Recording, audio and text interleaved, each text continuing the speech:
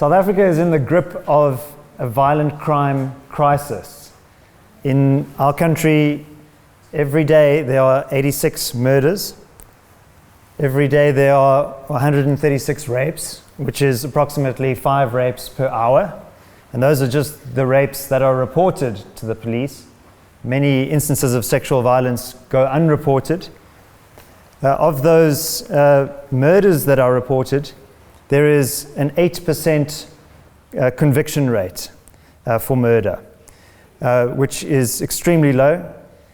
And we are in the midst of an election season. It is but a fortnight until the 29th of May, and this is one of the most consequential elections in South Africa's democratic history, so at least since 1994.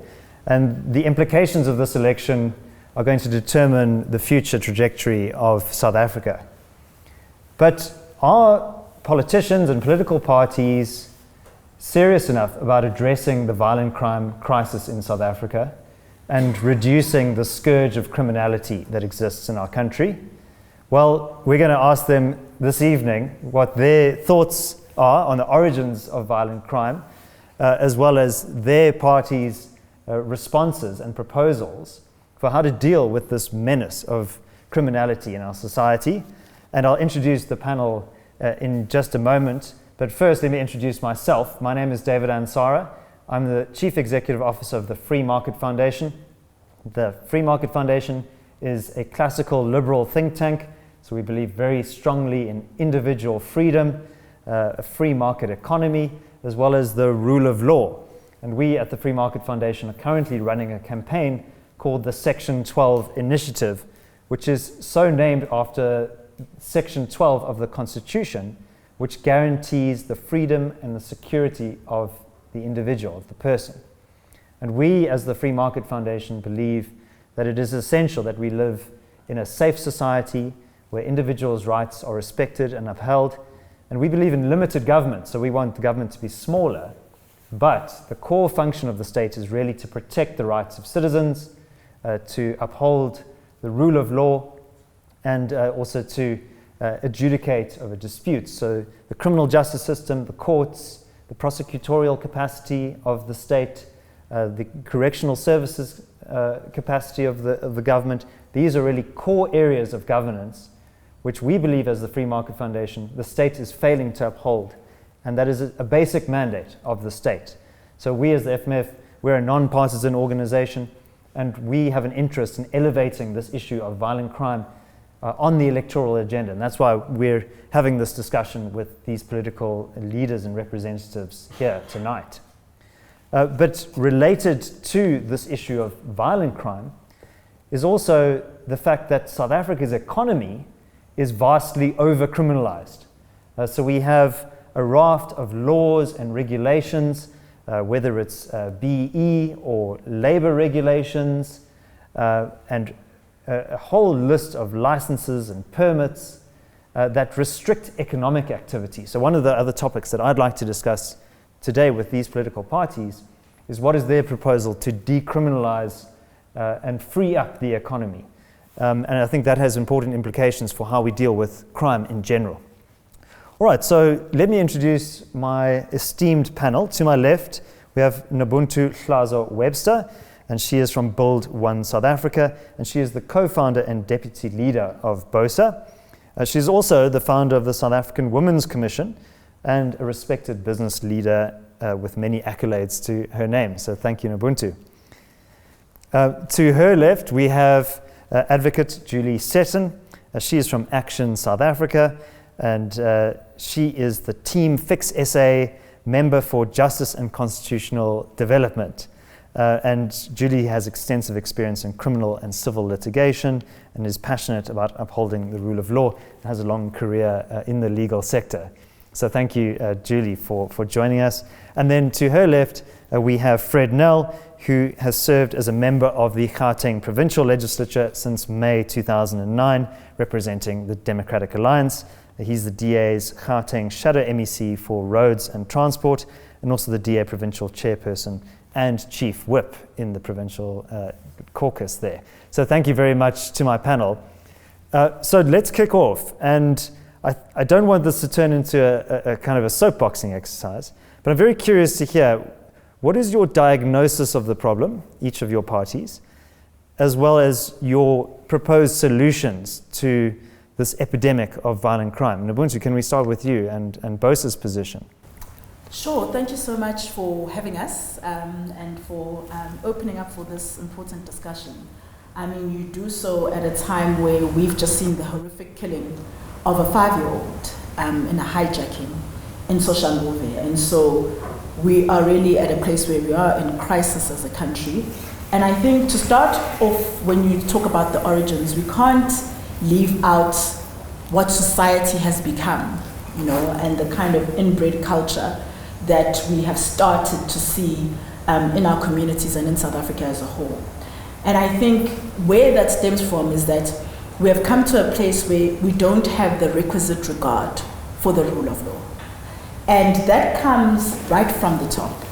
So if you have, for instance, a president, and we have had more than one president, who is able to get away with criminal acts, you then start to have a culture within society and within a nation that disregards and does not give the level of respect that should be given to the rule of law. I think that's the first thing that we have to recognize.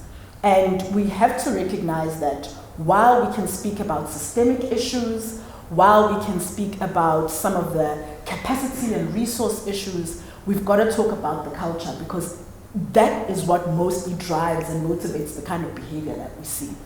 So that's the first. The second is that we have not had, I do not believe, the right political will to deal with the issues that we have as it pertains to crime, violent crime in this country. And you know, when you look through the various institutions and when you track some of the crimes that take place, it's important to start to connect the dots. So if you look, for instance, at the SSA, if you look at the SIU, if you look at the NPA, and then you look at law enforcement as a whole. If you're to track some of what happens, and I mean, I know this is something that's a little controversial to say, but in instances you're able to make a connection of a network of criminality, and I'm glad you also spoke about how this plays out economically. You have criminality that takes place in the economy, you have criminality that takes place, violent crimes, but you can often find that there's a link to all this, and so you don't have political will because there's protectionism. And there are people who want to be protected because they themselves are part of the criminal culture and are part of the criminal activities that take place in this country.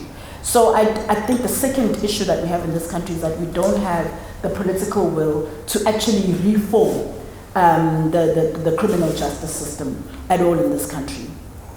And that then leads to the other issues that you have, in that when you speak to practitioners in various aspects of criminal justice and law enforcement, you have an issue at law enforcement level where there isn't the right level of professionalization for law enforcement. So right from when you just speak to a brigadier, that will tell you that actually when people come in, even just at the taking of the statement, you don't have the right person.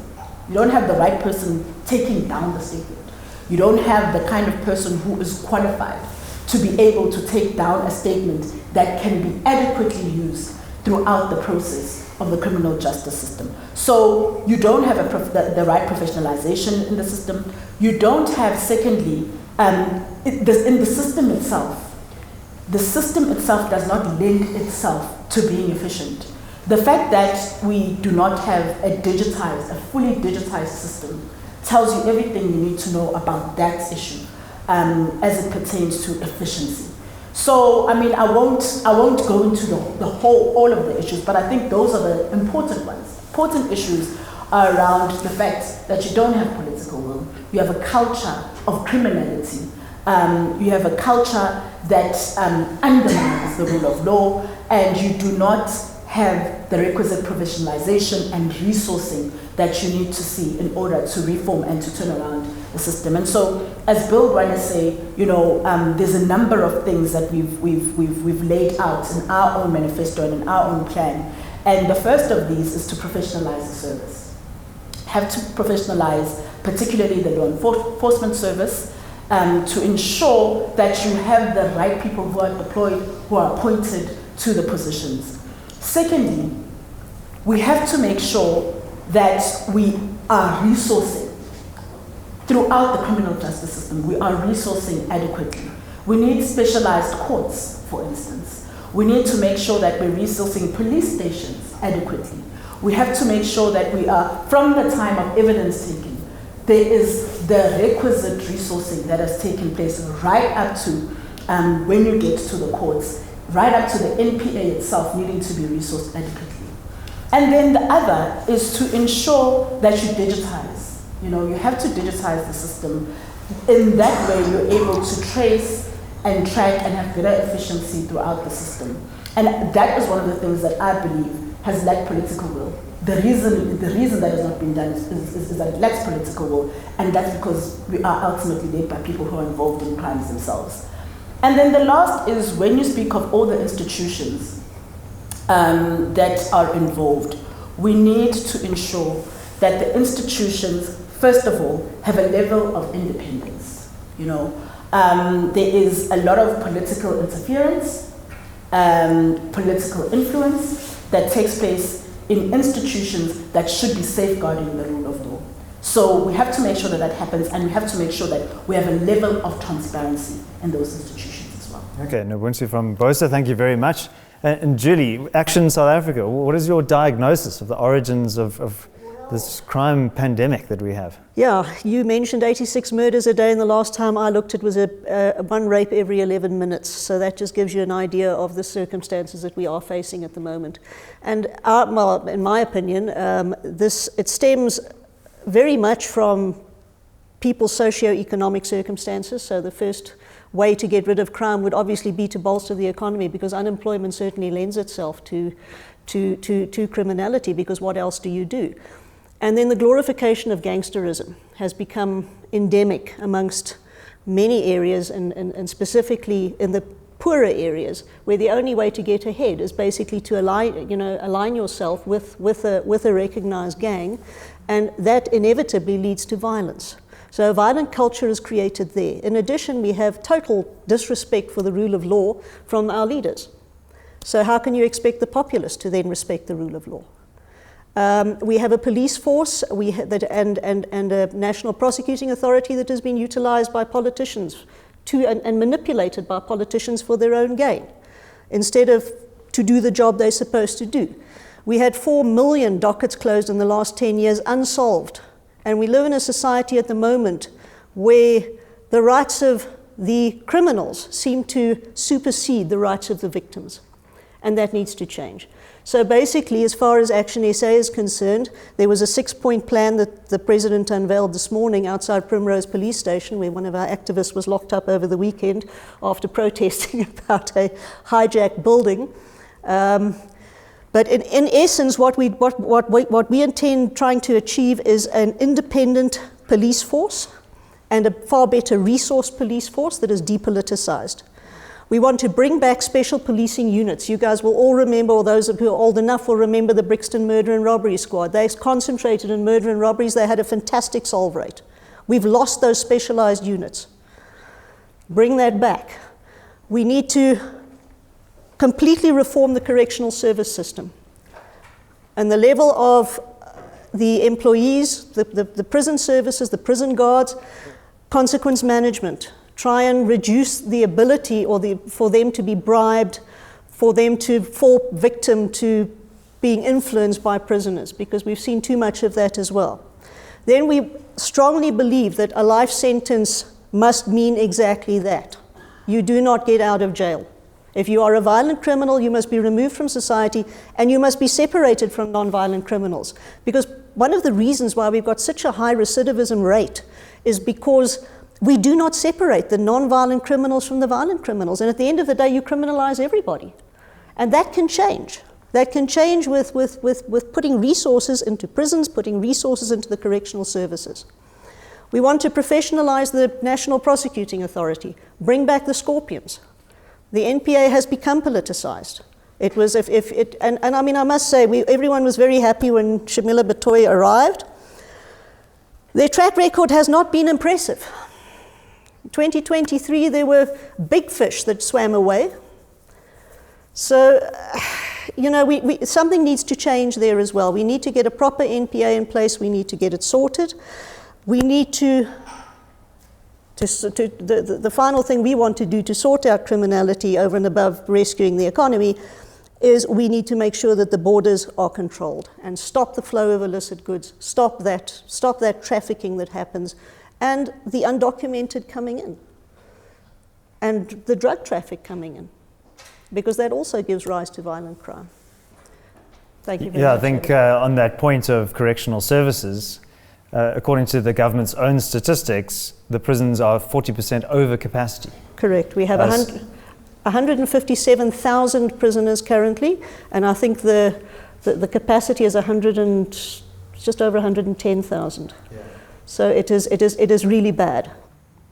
Yeah, so I think one way to do that is to build more prisons, right? Build more prisons, or take the non-violent offenders and put them into different settings.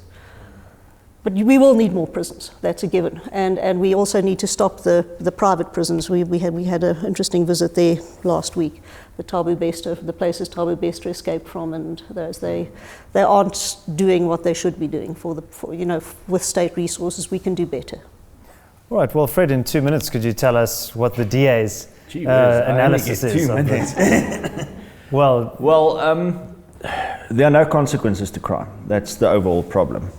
And why is that? That's because the entire criminal justice system is broken. So when we think about crime, we immediately think police, but it is just one cog in the whole machine. And we must not forget about the National Prosecuting Authority. That's not really coming to the party in terms of prosecutions. It's been hollowed out. Police has been hollowed out. Correctional services is not able to rehabilitate criminals. There's a societal problem in terms of morals and values. There's a problem with education, instilling an orderly society in the young children, and then obviously broken families also to a large extent that leads to young ones seeing crime as a career, because it's a way to get out of your misery.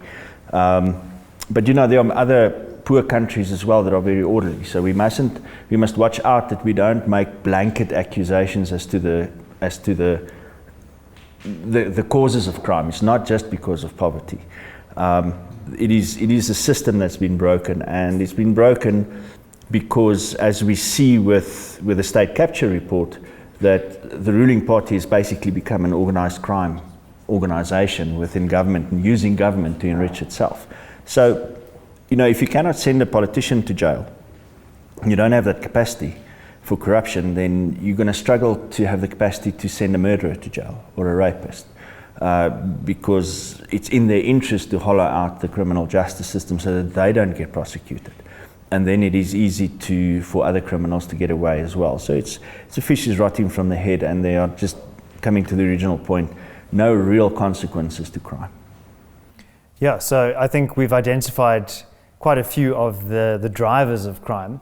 And I think a common theme that came through in some of the contributions was this idea of the rule of law. And I think many people in the public perception think of the rule of law as law and order, of just arresting lots of people, but it's more than that. It's about the equal application of the law, that laws should be transparent and knowable and rational, and that they apply as much as they do to the president as it does to the lady sweeping the floors in the union buildings. Everybody is equal before the law, and that is a really important principle of our constitutional framework. So I think related to this and to the Free Market Foundation's Section 12 initiative, what we've done is we've identified 4 Ds that we are proposing to the public, and we're encouraging members of the public to sign our website, to sign up to our website and send a letter to their chosen representatives, their political representatives, whether that's in government or in opposition parties. And part of how we frame this is the 4 Ds, which is definition, development, decentralization, and decriminalization. And this idea of definition, that we need to actually develop some kind of coherent criminal code. I mean, it seems to me that we don't even know most of the laws that exist in our society and how they apply. And so you could be in breach of a law without even knowing it. So I don't know if many people know, but the Film and Publications Board, there you have to seek permission to record and distribute video content. So I don't know if Podcast Party has sought permission to do that, but I suspect they haven't, and they might be subject to a fine of 100,000 Rand or even a prison penalty, which just seems unreasonable and absurd. Did you know that if you don't get appropriate regulatory approval from tourism authorities and you conduct a tour with a fixed itinerary without permission, and you're not deemed as an official tour guide, you can also be subject to fines and imprisonment.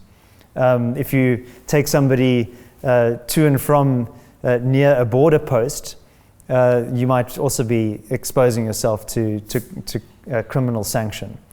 So I think it's a problem that a lot of people in South Africa don't know what laws are actually applying to them. All right, and then this idea of development, building police resources, I think is really critical. Like I said, that's a core mandate of the state. But another theme that we're looking at is decentralization, and I think that's something that I would like to really unpack here. So, I mean, a lot of the problems that we've highlighted have been really around the failure of national government institutions. I think, Fred, I've got here the DA's manifesto, which is quite thorough, and on the crime section, your bold solution is the decentralization of policing, which I think resonates. A DA government will decentralize policing to capable provinces to effectively fight crime and protect citizens. This will involve devolving specific policing management and governance functions to competent local and provincial government while maintaining a national police force. So this word devolution, I mean, I think that's potentially quite powerful, but I think one of my criticisms of that would be that necessarily relies on the permission of the central government to grant that authority. So in the same way as the Scottish Parliament in Edinburgh is there by the decree and whim of the Parliament in Westminster in London, parliamentarians could remove that right. And I think the DA in the Western Cape has petitioned the Minister of Police and the President and so on to have these powers devolved, and it's not just policing, but other kind of critical infrastructure things. So, how do you get around that? Because if the permission is not granted to you, I mean, your constituents in provinces like the Western Cape will still demand a resolution to some of these problems. No, absolutely. I mean, that is a stumbling block, but it's a constitutional stumbling block. And the policing powers is a concurrent function between national and provincial government. So we've got to start there.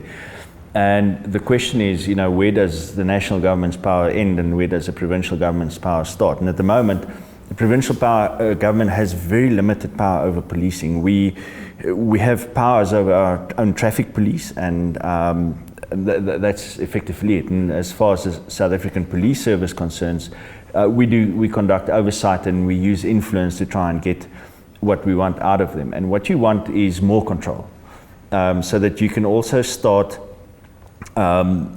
analyzing crime patterns, and direct your resources as a province. At the moment, you're dependent on the National Police Commissioner to do that. So for instance, you mentioned the Western Cape. The issue of gangsterism is a major problem. So you need to get the National Police to provide you with additional resources. And the Western Cape government has gone so far as asking the army to come in. Now that's something that you ideally don't want in a society. You don't want the army on your streets. But you do want the powers where you can then establish those specialized units, for instance, to deal with gangsterism to deal with drugs, to deal with organized crime, economic crimes and these kind of things. And it may, we may have to deal with the Constitution first in order to give provinces those powers. And once you have those powers, then you can very effectively manage the police closer to the ground, because we are closer to the ground, we are closer to the people than the national police, because the national minister looks at police all over the country and tries and balances resources all over the place. But whereas a provincial government, if you had more powers, you could in effect also use some of your resources to help the police. For instance, something that might seem very unimportant, but the ability for the provincial government to go in and do renovations in a police station, for instance. At the moment, that results with Public Works, which is a national department. But if we had the power to do the maintenance, then we could make sure that the 36 police stations in Gauteng that doesn't have telephone lines actually get those lines.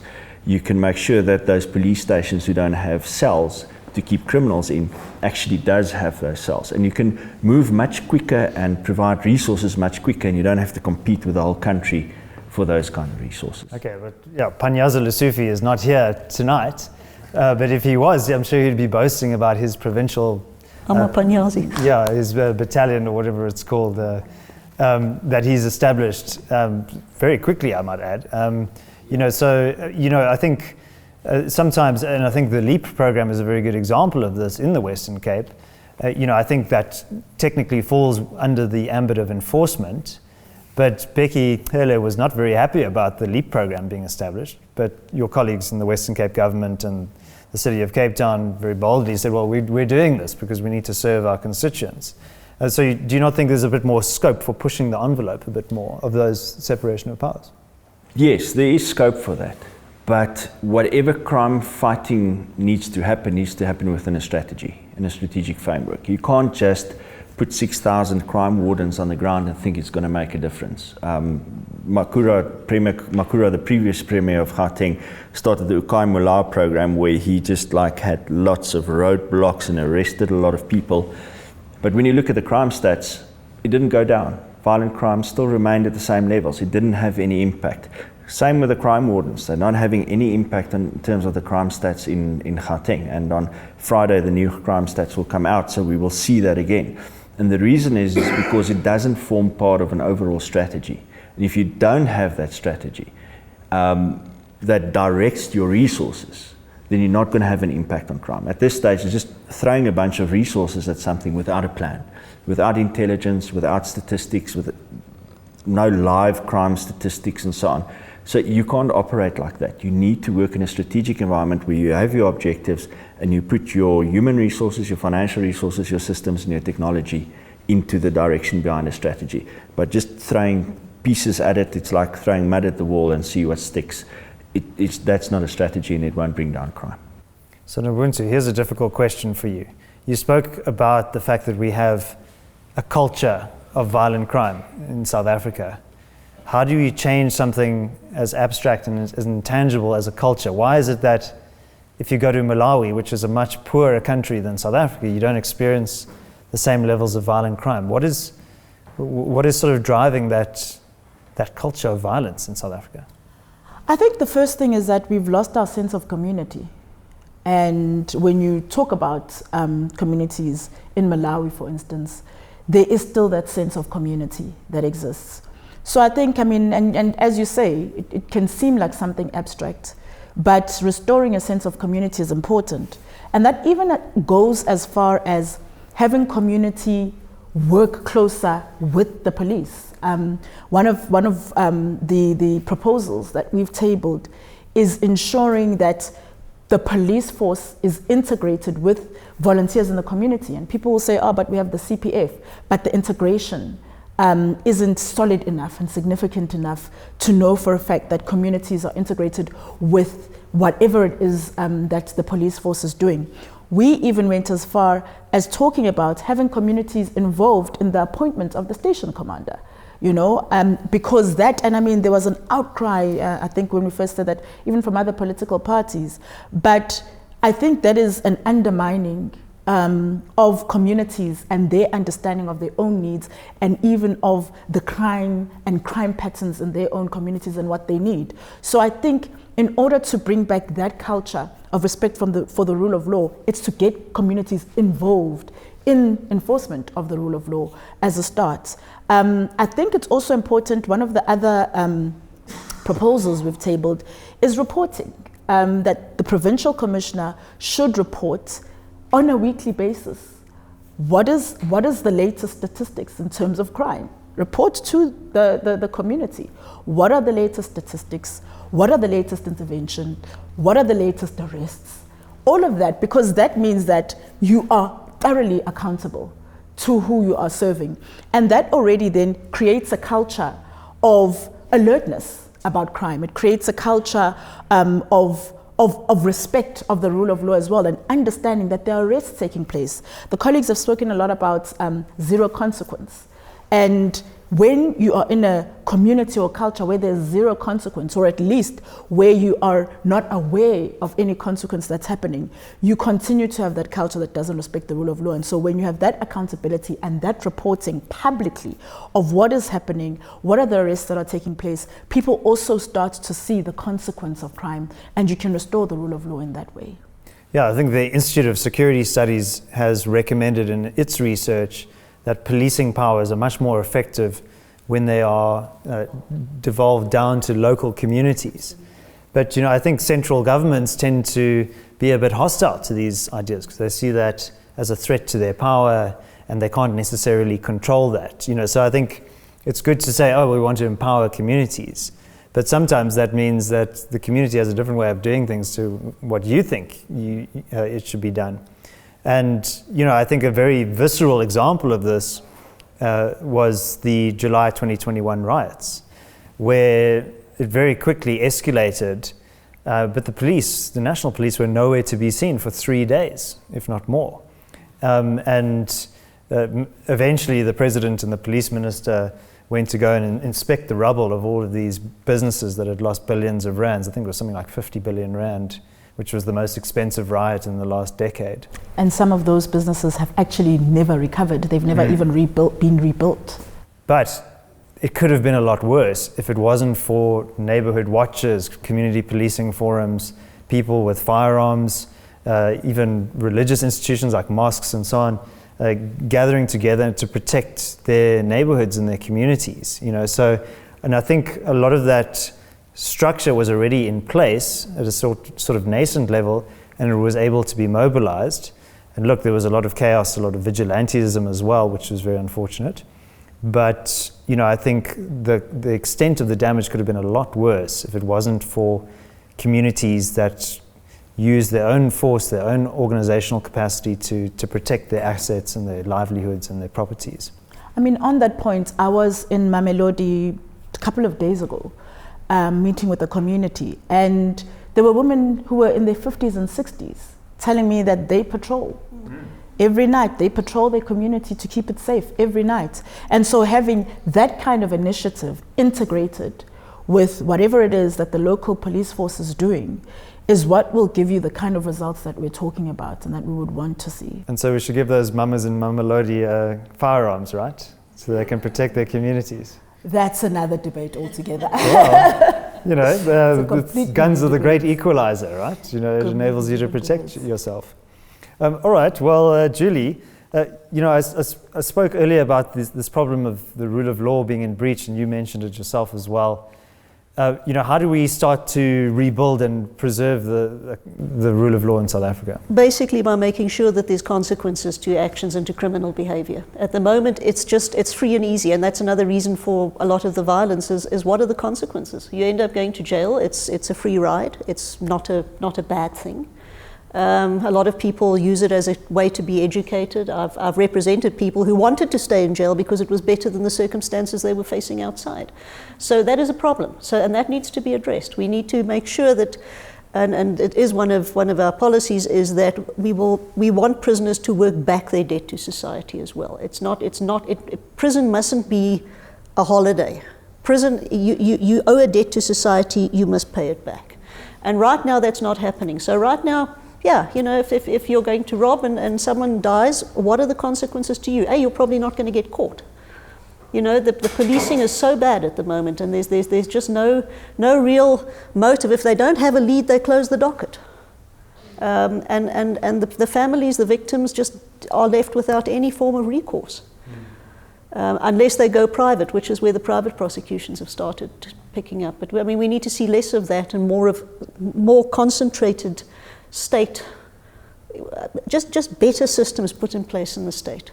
I mean, the private prosecution seems like quite a novel concept, and particular to South Africa. I mean, that seems like there's a lot of scope there. I mean, AfriForum and Fred Nel have their private prosecutions unit. You know, I would put the question to the DA in the Western Cape, why aren't they running private prosecutions? Action SA, I'm sure, where it governs, could also be doing that. So, you know, what's stopping the parties here from initiating that themselves? You can. It's doable, but again, it takes resources. So again, it's a case of where do you spend your resources at the moment, and would you be better served trying to fix what's broken in the system? All right, and then, you know, you mentioned, Julie, just about separating out violent offenders from non-violent offenders. And I think this idea of non-violent offenders, I mean, you know, it seems to me, as I mentioned earlier, that there are a lot of crimes on the statute books and, you know, within the common law that also are sort of unnecessarily criminalizing ordinary victimless behavior, right? I mean, the job statistics came out recently. I think it was today or yesterday. I mean, we're looking at something like 32.9% unemployment. You know, unemployment's gone up by 330,000. That's only on the narrow definition. So we now have something like 8.2 million people unemployed, and that's just what we sort of know definitionally. But the expanded definition is even worse, right? So that seems odd to me that, you know, we're criminalizing ordinary people just trying to make a living through all of these unnecessary regulations. I mean, the tobacco bill is now before Parliament as well. That's going to penalize you for smoking indoors or advertising or selling tobacco products online. That just seems like a misdirection of state resources, right? So how do we start to decriminalize our system? Well, we would like, obviously, to start with, we would like to see offences such as possession of dagga not to be decriminalised. We'd like to see sex work to be decriminalised. We don't believe that these are criminal offences or should be criminal offences. I mean, a shining example are the people who got prosecuted during COVID for not wearing flip-flops or something like that, or if they were in possession of alcohol, they would, and they were prosecuted. Yeah. They put state resources into that.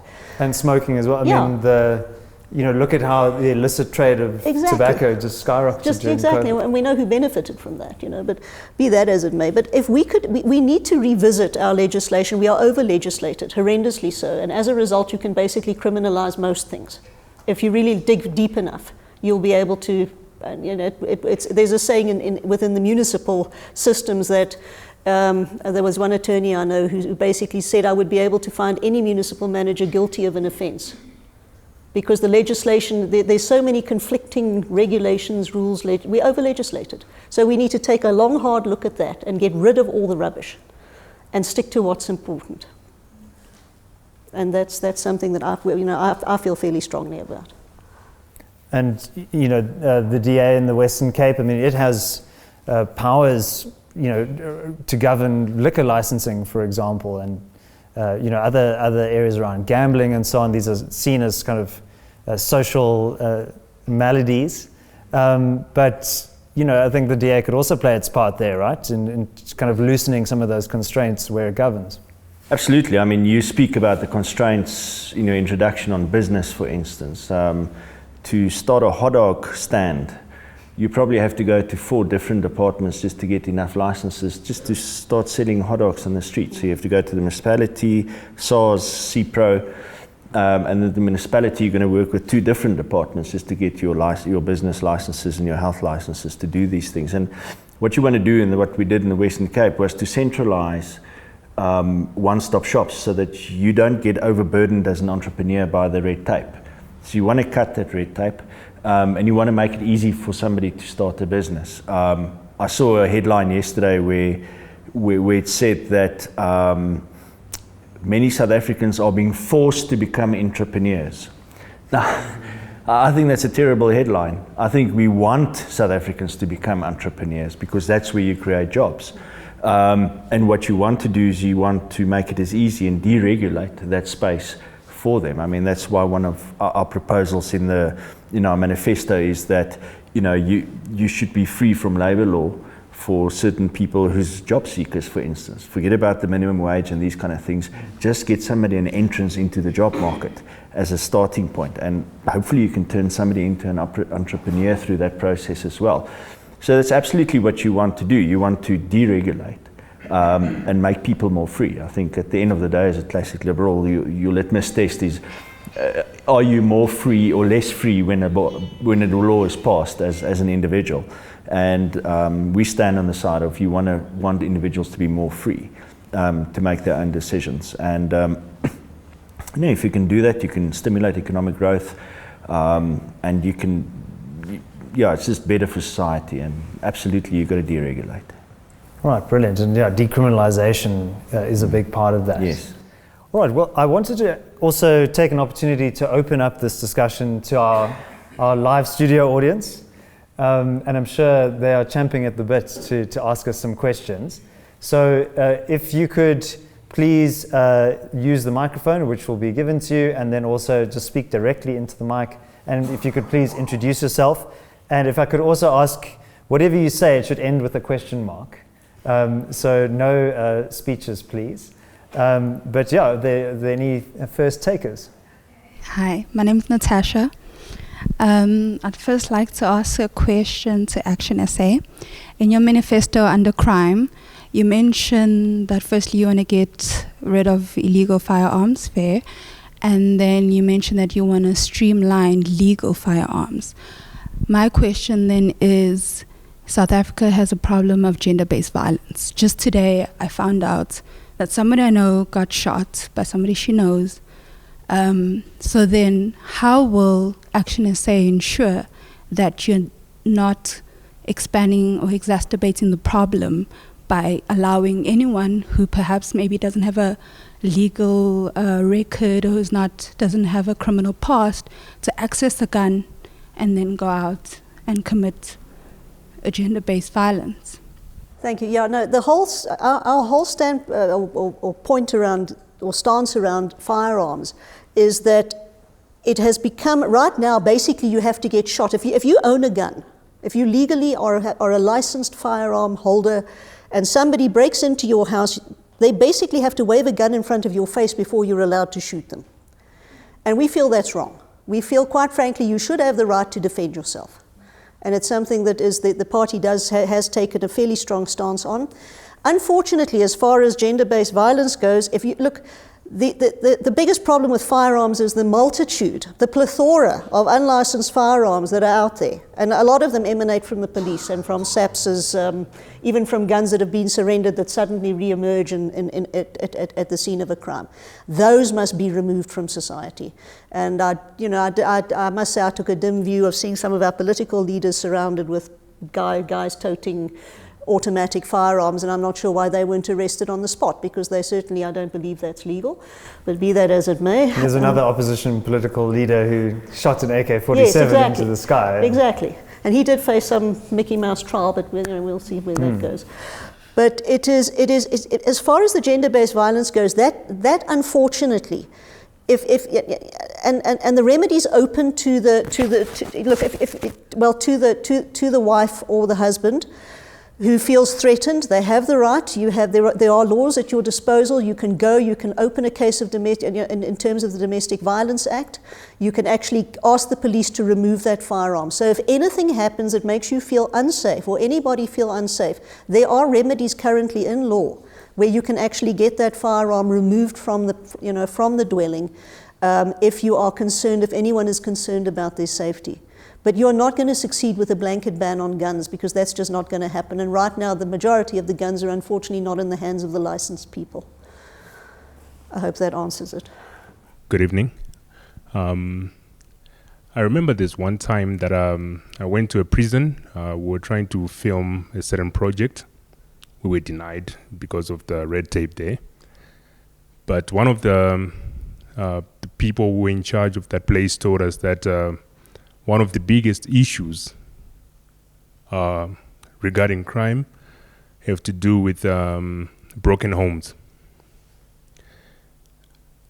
I don't see many political parties talking about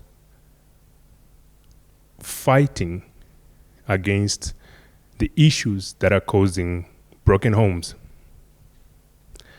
especially among black people. Black people are consuming trash music. They are consuming alcohol in a very, very serious state. And promiscuity is very high. Go to schools. Look at the miniskirts that they are wearing there. They are smoking whilst they are wearing uniforms. And that's before they even finish high school. The music that we are producing locally, that we are consuming from places like America, all those kinds of things, they are really destroying. Yes, I'd like to get to it. So I'd like to paint a picture first. Sorry about that. So all these things that are affecting the people, resulting in teenage pregnancies, children being born out of wedlock, are resulting in children being born without having role models in their families. So all those kinds of things are the issues that are said to contribute highly to crimes. What are you doing, or what's your stance on combating all those kinds of societal issues that are damaging our communities? Thank you. I mean, it's going to seem like I'm going far somewhere, but I'll come back. I mean, when you look at our economic policy, part of our focus is on the township economy. And it's on creating special economic zones in townships, which, then incentivize investment into townships and incentivize the growth of business in townships. You're able to have tax benefits, you're able to have employment incentives, and that way you're able to attract investment from bigger business into expanding into townships, etc. Part of the reason for that is that part of what you're talking about is a consequence of unemployment. So you have a generation, you have 17, 18, 20-year-olds who've grown up in homes where none of the parents have ever worked. And that's a reality. So you first of all have to make sure that you are stimulating the economy in various ways. All emerging economies have benefited from investment into small and medium enterprises. But in this way, when you focus, for instance, on township economy, what you're doing is you're making sure that there's economic activity. And a lot of these ills that you're talking about, part of the reason is because there isn't economic activity that's happening. People are not working. That is part of it. But secondly, what you then do is when you create employment where people live, it means that people are there with their families. The spatial injustices of South Africa means that people have had to travel a lot between their homes and their workplaces. So people leaving at 4, 5 o'clock in the morning to go to work and coming back at 7 p.m., 8 p.m. from work. Who is with the family in that time? Who's raising the children in that time? Who's instilling values in that time? This is really how you start to then see the breakdown of family, as you say. And so part of these things are a consequence of economic issues, socio-economic issues. And so part of the reason why we've had that focus is not just an economic one on township economy, it's not just an economic one and in expanding the economy and in growing the economy. It's also one that speaks to these societal issues that you speak about. Having families present again, having parents available to raise their children again, having communities available to raise children again, but also just having healthy, economically healthy communities where there are other activities for people to do. Perfect. Thanks, guys, and thanks for being here tonight. It's very informative. I'd like to pose this question to all three of you from each of your respective parties. You've answered the political question, which is what needs to be done. Police needs to be fixed. The judiciary needs to be fixed. One of the solutions we've seen with the destruction of the police and the hollowing out, as you've said, of the judiciary system is the rise of public enterprise, so security companies, etc., which have created possibly more jobs than the police have throughout the country. Would you see those businesses, because all three of your parties are pro-business, all three of your parties are pro-employment and creating employment, would you see those businesses as part of the solution to your party's answer politically? Because a political thing might be a bit hard to change, but we can create these companies and empower these companies to tackle the situation now. Where does each party stand on that? Yeah, no, we are very pro that, because, I mean, obviously our president believes in free market economy very much with the businesses and the success that he achieved in that. And he is very pro building businesses up, and I mean, basically he wants to start creating an opportunity fund which is geared towards assisting. And if we can use things like security companies, putting other businesses in place that could also assist and bolster the functions of municipalities, province, it would be a win-win. Yeah, I think we have to acknowledge that the criminal justice system is not just collapsing, it has collapsed. Yeah, and that's quite a frightening realization. I mean, if you consider this idea of state proofing, right, that Sakeliga, the business group, has pioneered. I mean, they are working together with private security companies and the transport and logistics companies that traffic the N3 highway from Durban to Joburg, which has now become a key arterial route for our economy. And they're developing scalable solutions to state failure. They're looking into how to actually coordinate security apparatuses across different firms, because for each trucking company to have its own security convoy for every truck is just too costly and inefficient. So I think we also need to empower the private sector and say, okay, well, there's a lot of resources and expertise and capability that we could marshal to solve some of these problems from the bottom up.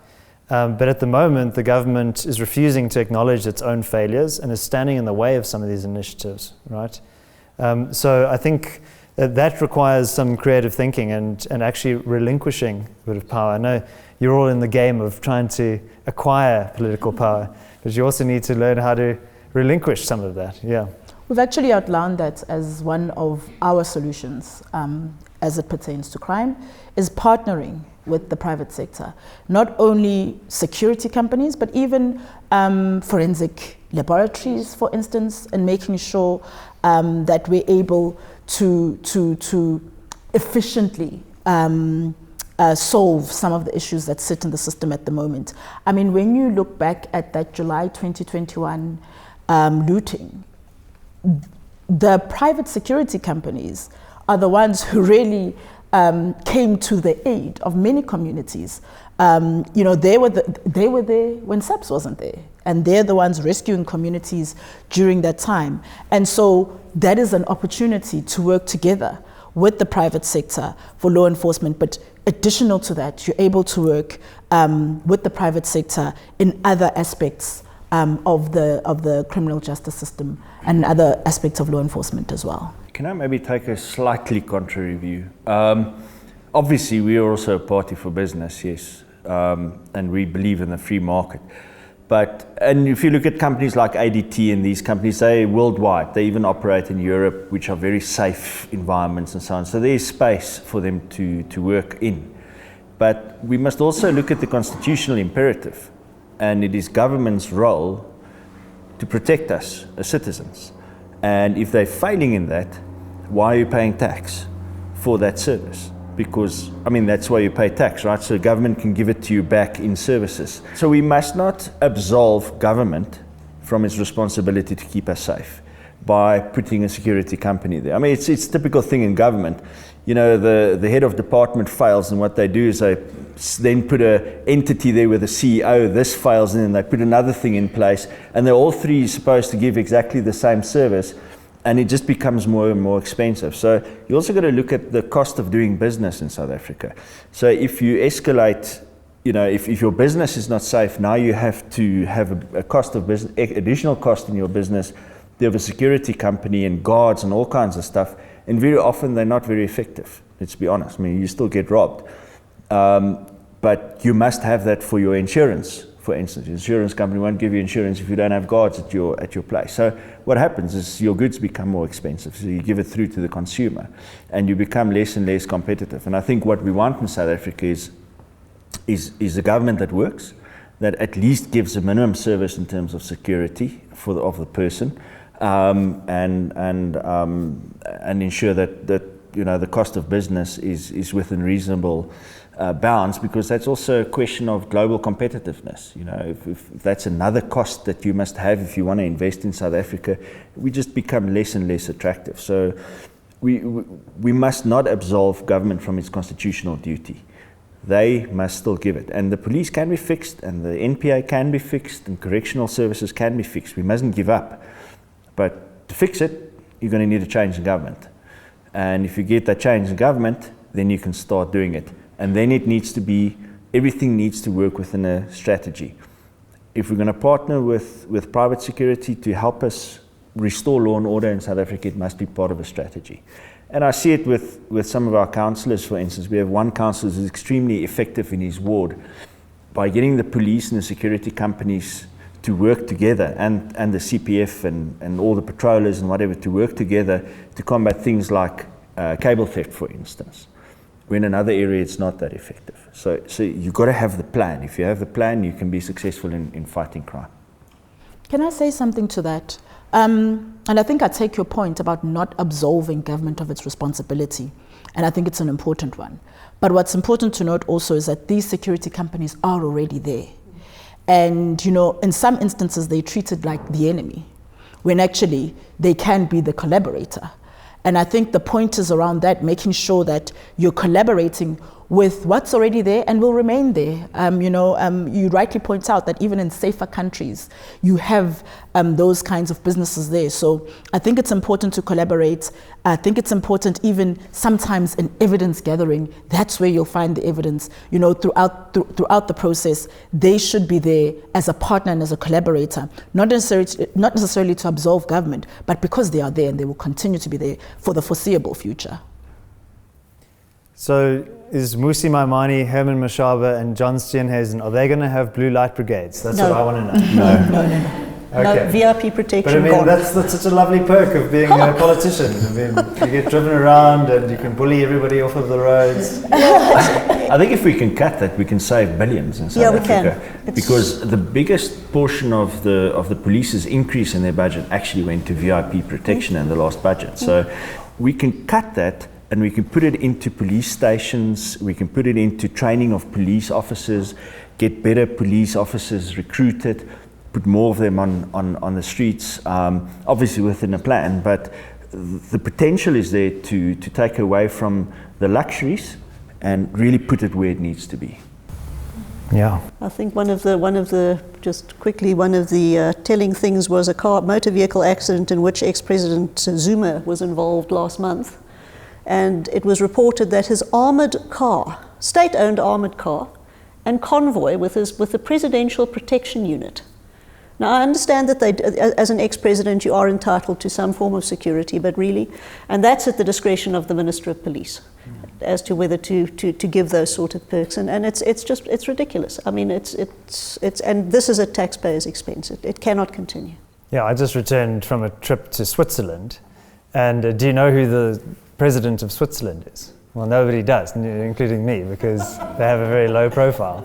But there was a picture that I once saw of the President of Switzerland at the United Nations, and he was sitting on the curb outside the UN doing some notes, preparing for his speech, and there was not a single bodyguard around him.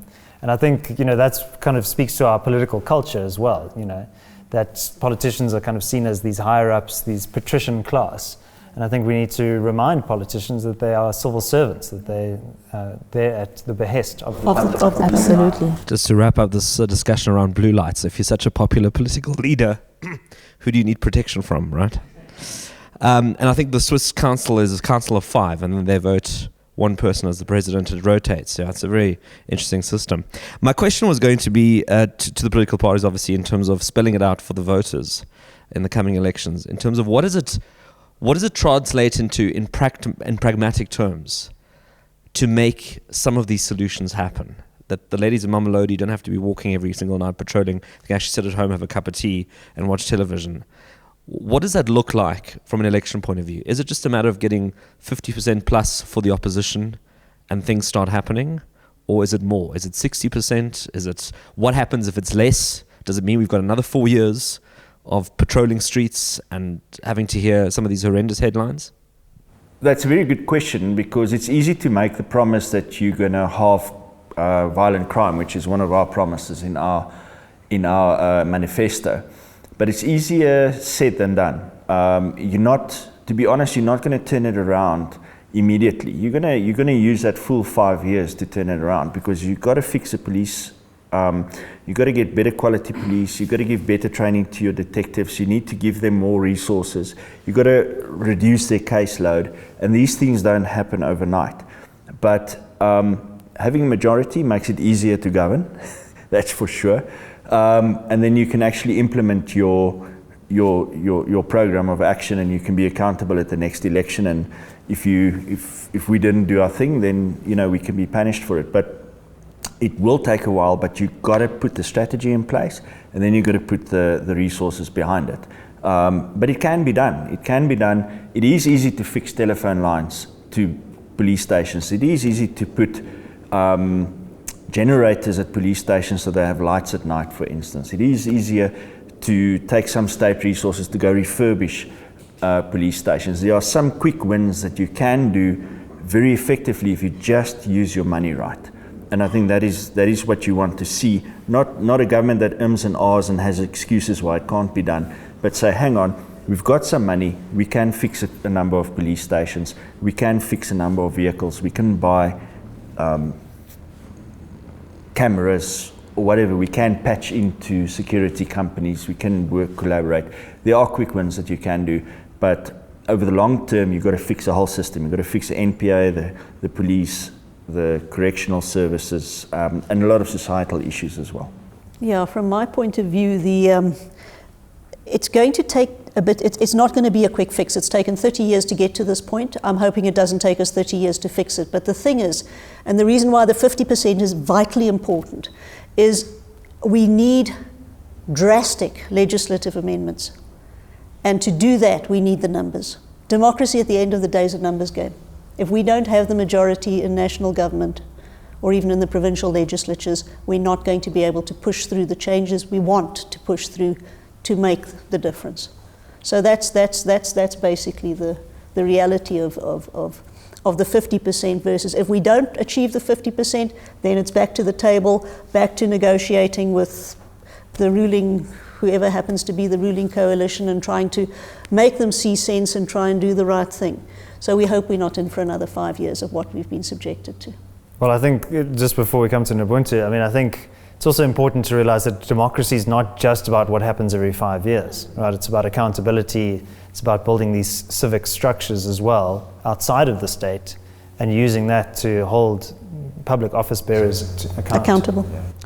I think there's two main scenarios, and my colleague has just pointed out one, which is for legislative changes, it is about the numbers, and it is about getting over 50%.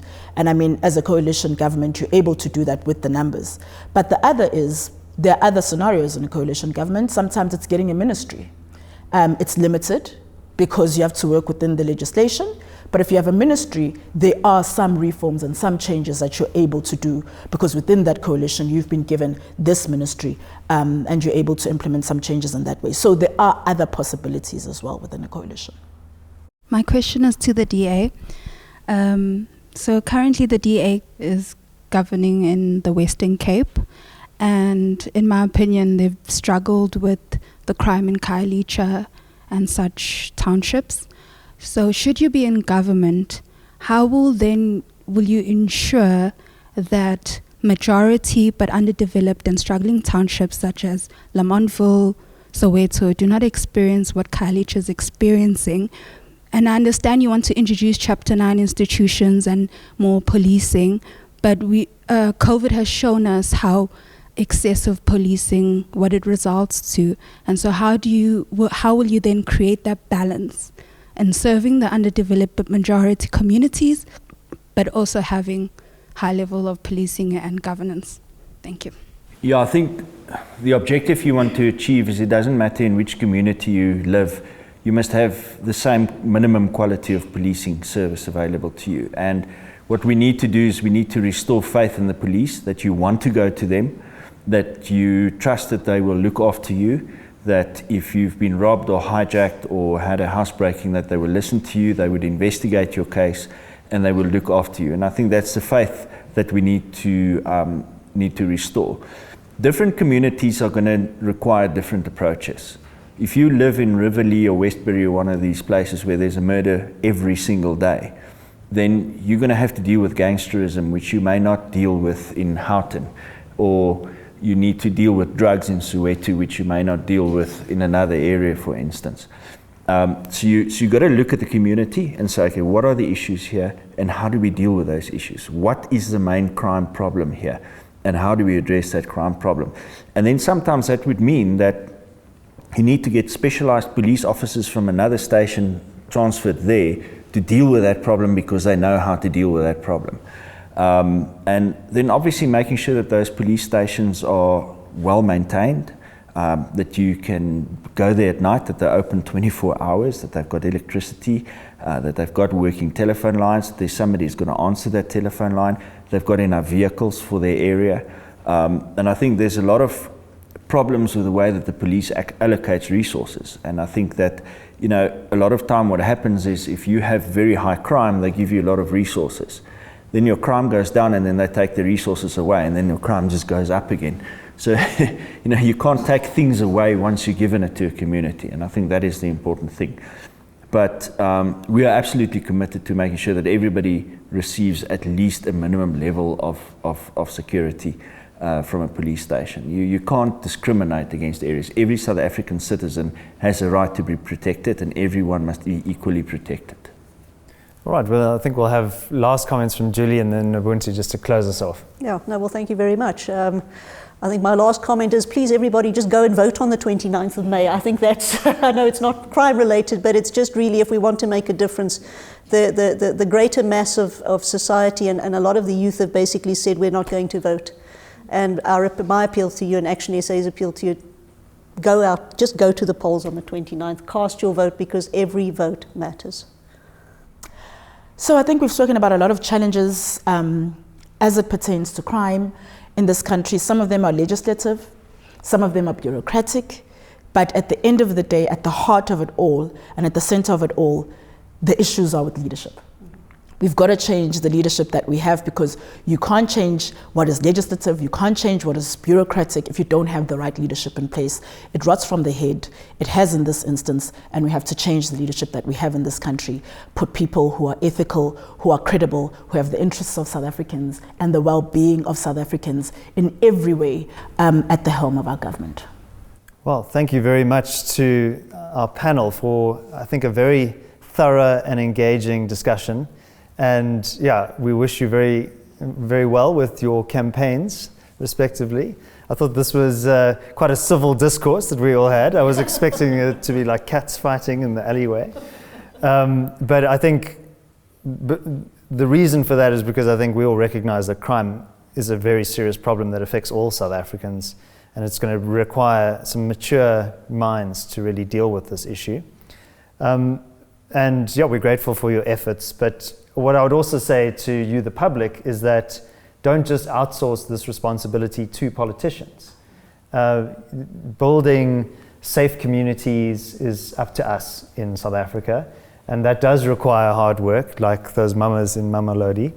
And I'm sure many of them would like to be having a cup of tea in the evening, but the alternative is that our crime problem continues to spiral out of control. So that's the message that I would like you to take away from this evening. But then I would also encourage you to check out the Section 12 initiative of the Free Market Foundation, section12.org.za. You can see our proposals to define criminality, to develop crime-fighting capacity, to decentralize governance around crime fighting, and then also to decriminalize our economic activity. And there you can write an email to your preferred politician of choice and urge them to adopt some of the provisions of the Section 12 campaign. So I just wanted to thank you very much to our live audience and to those of you who are watching at home. Thank you for participating, and do join us next time on the podcast party.